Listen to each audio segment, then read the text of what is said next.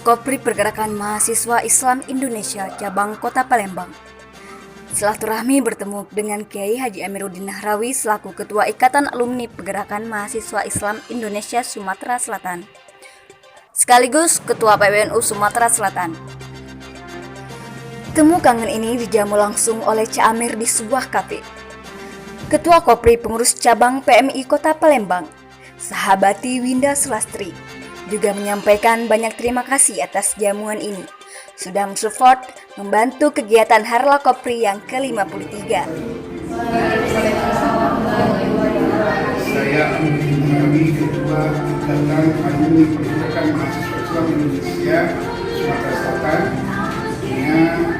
Ini dalam rangka silaturahmi bersama Kopri Cabang Kota Palembang. Itu alhamdulillah sudah saya rekomendasi. Assalamualaikum warahmatullahi wabarakatuh. Waalaikumsalam.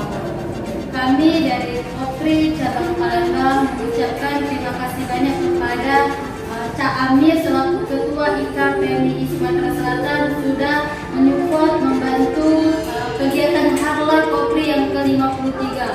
Salam pergerakan, kita sahabat. Wassalamualaikum warahmatullahi wabarakatuh. Waalaikumsalam.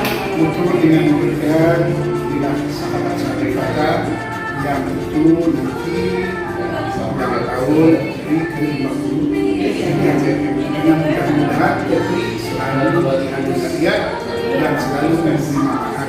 Khairunas Alhamdulillah. Mari bersama. Wallahu